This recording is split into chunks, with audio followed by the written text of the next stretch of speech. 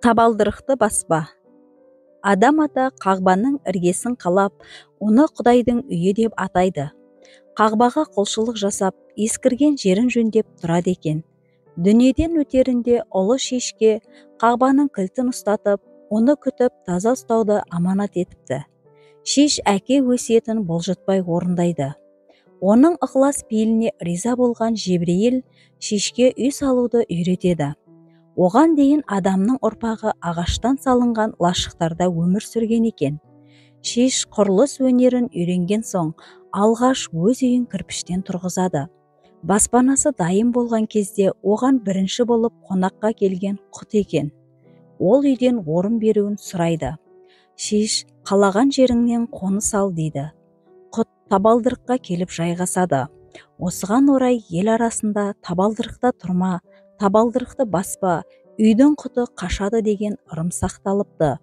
Артынша шештің үйіне бақыт келіп бас сұғады. Ол төрден орын беруді сұрайды. Шеш рұқсат береді. Бақыт төрге жайғасады.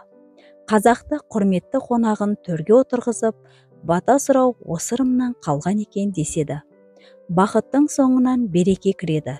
Ол шештің дастарханынан орын алыпты. Дастарханда береке бар деген түсінік осыдан қалыпты.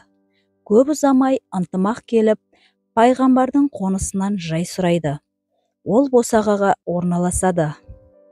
Қазақта босағаң мықты болсын деген сөз, ынтымағың мықты болсын деген тілек екен. Ал босағада тұрма дейтіні ынтымақты бұзасың деген ырымы деседі. Шеш ізгі амал қасиеттерді орналастырып жатқанда, үйдің бір саңылауынан жын перілер жасырынып келіп, үйдің бұрыштарына тығылады. Кім бұрышқа отырса, соның арқасына мініп, кеудесін басады екен. Қазақта қара басты, еңсені езді деген тіркестер осыған орай айтылған деседі. Ырым білетін есті кісілер жастарға бұрышқа отырма деп тәрбиелейді екен. Үйдің ішін адыраспан не аршамен аластағанда жын перілер жоғалады деген түсінік бар. Шеш пайғамбардың оқиғасына сәйкес қазақ арасында ғибратты ертегі бар. Ертеде Нығмет пен Үсен деген ағайынды жетімдер Шахимардан деген байдың малын бағыпты. Екеуі кисе киімге, ішсе тамаққа жарымайды. 20 жыл жалшылықта жүреді. Бай олардың жайын ойламапты.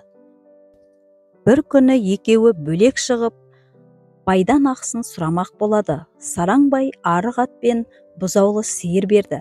Берген ақыға разы болмаса да қанағат тұтудан басқа жолдары жоқ еді.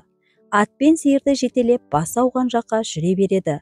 Қас қарая бір өзеннің жағасына келіп демалады. Кешке сиырды сауып сүтін пісіріп отырғанда аттың дүбірін естиді. «Ей, кім бар? Сөйлес, Құдайы қонақпын» дейді дауыстап. «Кімсің?» дейді екеуі. «Атым Қызыр, қырғауылдай қорғалап, бөденедей жорғалап келемін» дейді. «Қызыр болсаң қонатын жерге қон, бізде қазір саған орын жоқ» дейді. Қызыр кетіп қалады. Сәлден соң тағы ат дүбірі естіледі. «Ей, кім бар? Сөйлес, Құдайы қонақпын» деп дауыстайды.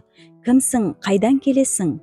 «Атым Бақ, қырдан ойдан келемін» дейді. «Бақ болсаң орныңды тап, саған орын жоқ» дейді. Бақ та кетіп қалды. Үшінші дүбірлеген атты дауыс естіледі. «Ей, кім бар? Сөйлес, Құдайы қонақпын» дейді жолаушы. Бұлар «Кімсің? Қайдан келесің?» деп сұрайды. «Атым Дәулет» дейді. «Ендеше дәулетті жерге бар, іздегенің біз емес» дейді екеуі. Дәулет те кетіп қалады. Сүт пісті деген кезде ат дүбірі тағы естіледі. «Ей, кім бар? Құдайы қонақпын» дейді аттылы. «Кімсің? Қайдан келесің?» «Атым Ынтымақ» дейді. Сол кезде екеуі жүгіріп шығып, аттың шылбырына оратыла кетіп, «Ынтымақ болсаң қонақ бол, біздің іздегеніміз сенсің» дейді екеуі. Соятын атты көлденең тартып, әумин деп бата сұрайды. «Ынтымақ, жан баққан жалғыз атты маған сойсаңдар, қалай күнелтесіңдер» дейді. Үйде ынтымақ болса, жоқшылық кірмес, қайғымың баспас, мал тағы да бітер, бақ қайта қонар, батаңды бер дейді жігіттер. Ынтымақ екеуіне риза болып, екі алақанын жайып жіберіп, Құдай оңдасын, Қызыр қолдасын, бақ қосылып, дәулет дарысын, Аллаху акбар деп бата береді. Нығмет пен Үсен атты сойып, етті қазанға салады.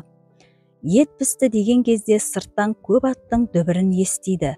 Қараса, Қызыр, Бақ, Дәулет үшеуі қайта келіп тұр екен. Екі жігіт жүгіріп шығып қарсы алады.